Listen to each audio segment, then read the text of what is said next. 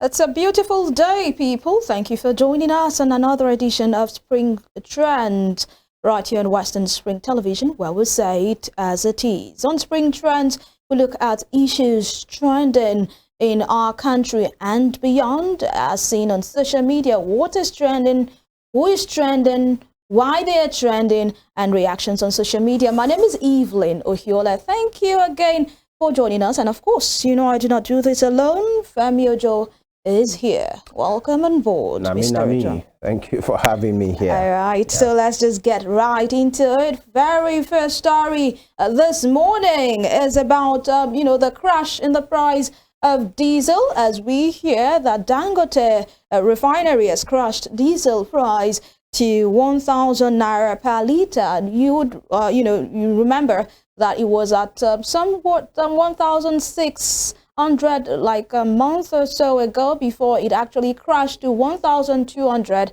and now Dangote refinery has further crashed it to 1,000 naira. Let's see if Nigerians are happy or they are just indifferent about this development.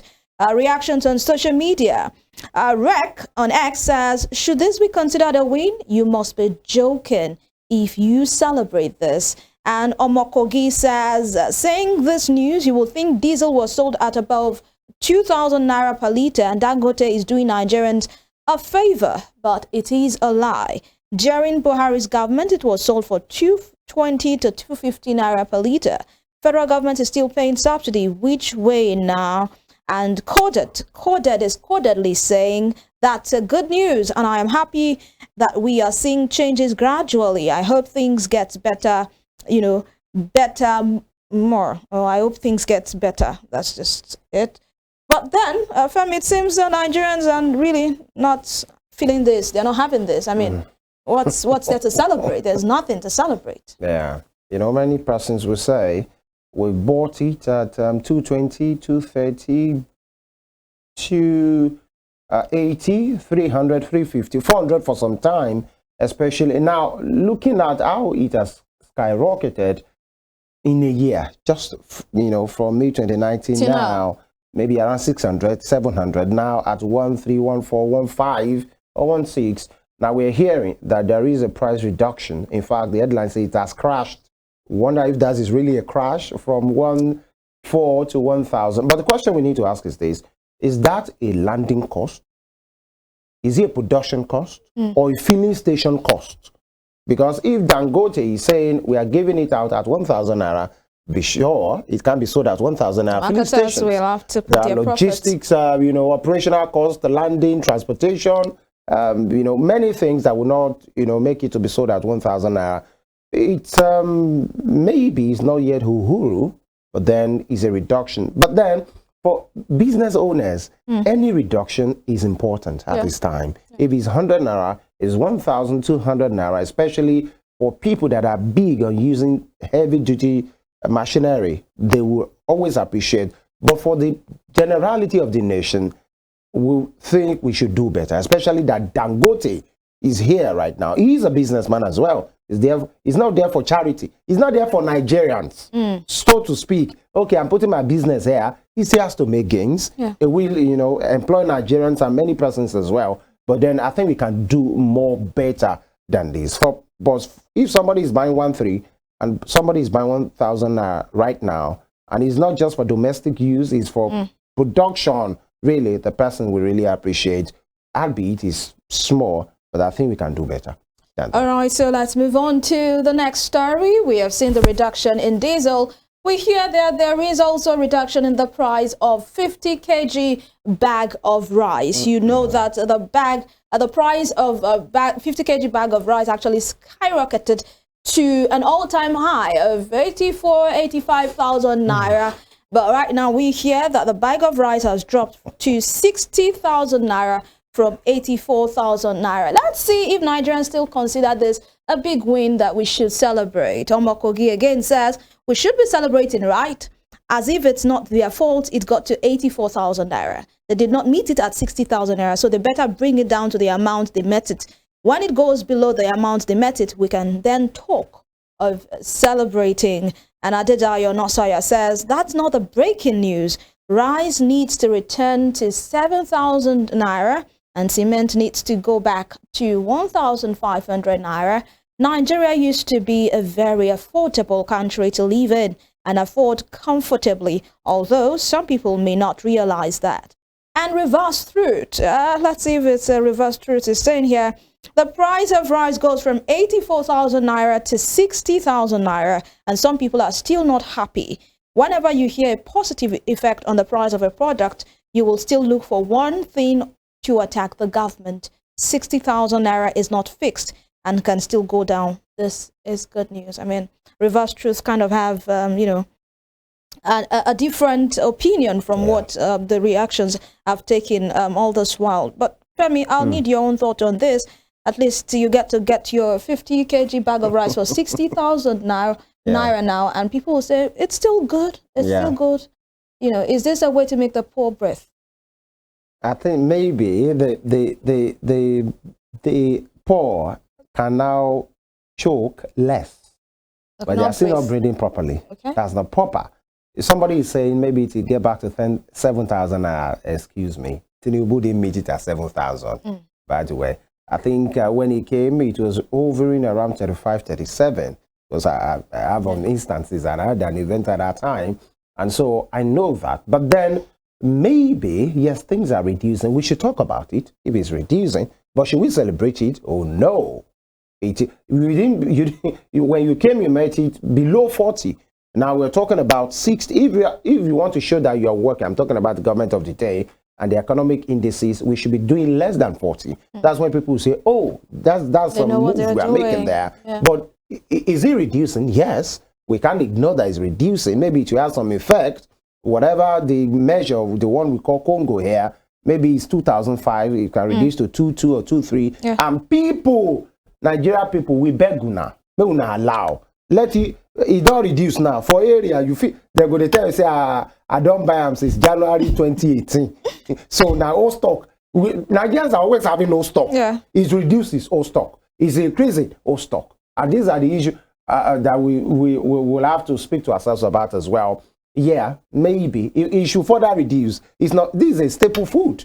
It's not Christmas and Sunday food again. That it used to be those days. Hardly, even if you said you are tired of this thing, you will still eat. But what happened to what we used to eat back then? You know, like what? We knew that rice, I mean, food like rice was for Sundays and for Christmas or Easter. You had other things and not poor people homes. There were other healthy foods that people ate back then. You know, but right now, before you say Jack Robinson, you want to eat, the first thing that comes to your mind is rice. I think it's easy to go in fact, people now eat rice morning, afternoon, evening. The next day they eat rice morning, afternoon, evening. Does it not mean that we are not eating healthy?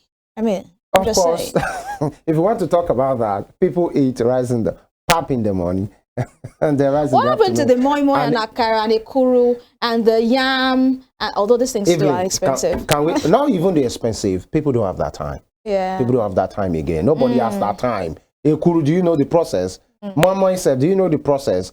So people don't have that time. You can easily put rice in a place and go do other things. And come back just to change the water. But you are good to go. You know, these are the issues as well. And then I think we have changed. That era have really changed. Rice is not only the white rice now. You can make it into different cuisines. And but then don't let it be like it's only rice that the price has reduced. We must eat in vegetable oil, palm oil, you know, other staple food as well. We must eat in gari. Of course, gari went to 1,200. Gari. You see the way I'm repeating the gari. Gari that used to be food that, you know, people don't even look at the side. Now gari is so expensive that if your child mistakenly pours out a spoon of gari, you know the reaction. I think it's not only gari. You must not waste anything at this point. There should be further reduction. Now, quickly, we should celebrate our wins. Yeah. But it should not be like, okay, this is the best we can do. Yeah. No, we should not be used to the minimum. They have really, you know, they have engineered that psyche in this country. I'm talking about political leaders. That any small thing, you expect us to say, if it doesn't, this is the nation that people defend their oppressors very badly. All right, let's move over to the third story for today. I mean, we've been talking about what seemingly looks like good news, but this one is not a good news. It's a sad one, as we heard that Colonel Hassan Stan-Labo, Labo rather, has passed away. He was a security consultant and defense strategist, and he has, been one that you can also call an analyst, one that speaks to issues, especially of security issues. Let's see, we heard that he actually collapsed and died in his home on the 15th of April 2024. That's on Monday. Let's see reactions on social media. Ayodeji Kayode says, "Oh my goodness, Nigeria has just lost one of the few who can speak truth to power without fear of favor. Good night, sir, and my condolences to the family." That's from Ayodeji Kayode. And Ogaga A says, "Whenever you listen to him on TV, you can see and feel the passion he had for a better Nigeria. He was constantly embarrassed that some ragtag groups can't be eliminated by the Nigerian army. I love this man. May your soul rest in peace. That you truly deserve." And Regal says, "RIP to an honorable man."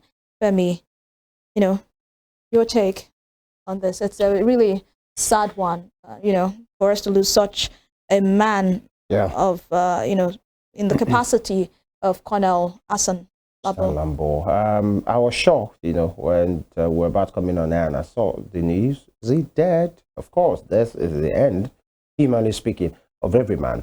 But for everything that he represented while he was there, for every intent and even intention, he was a patriot. Just give it to him. He was a patriot. I remember watching him several times, attending to feeding questions from newsmen on news charts, programs. And there was this day that he was answering the questions, about if the Nigerian army, the military, have been overwhelmed. And he was a former military man, by the way. That's why he was a colonel. And the passion, at the time he broke down, on TV, emotional. It was really more like he couldn't be. He explained to the level that I couldn't believe that the Nigerian army that he served, the military formation that he served in, that is well acclaimed to be one of the best in peacekeeping activities, especially when they're outside Nigeria, is the one that some ragtags are now trying to ridicule. Those were the situations that some of these Boko Haram elements and insurgents, ISIL, they were overrunning military formations. I mean, all those checkpoints that were there, many of them were overrun.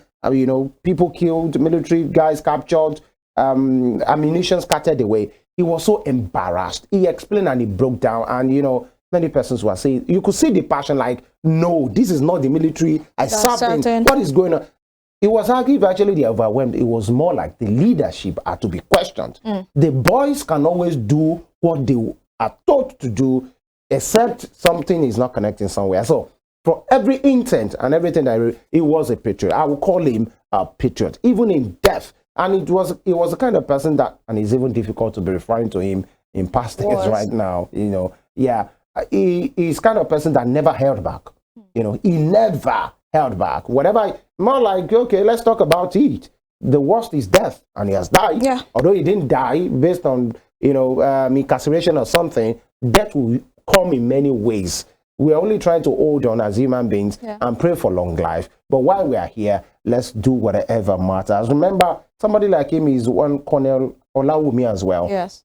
These are people that will speak truth to power. Do whatever you want to do. No need for sugarcoating. He was a patriot. He will be missed. I miss him as well. I mean, now we remember him for what he did while he was on the scene. And this speaks to the statement we always say, that ensure that while you are here, you do the most, you leave a good legacy, so that when you are out of the scene, people can still refer to you and refer to what you represented while you were on earth. Rest in peace to, Colonel Hassan Stan-Labo, a patriot, Femi calls him.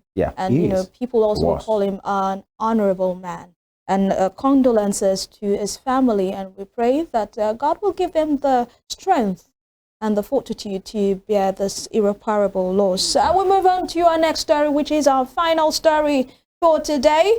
And you know that statement that, you know, this statement, the Yoruba statement that will say, Olopama call everybody. Yeah. All right. So it seems the EFCC is on that trail right now as we hear that, you know, now. On this issue of Naira abuse, EFCC detains Cubana chief priest ahead of arraignment today. So let's see reactions on social media this morning, you know.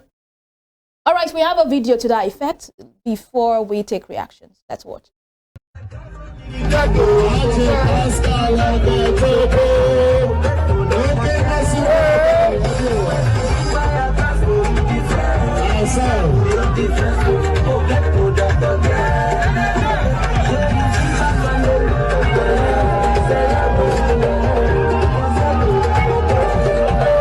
All right, as you can see in that video, that is Cubana chief priest throwing away, you know, notes into the air and people stamping on those notes, stepping on those notes, also dancing on those notes, having the best time probably of his life. But then, you know, recently we had the Bobrisky issued, and Bobrisky was sentenced to 6 months in jail with no option of fine. Yeah. Reaction, my heart on X says, his own is worse than what Bobrisky did. Maybe not 6 years.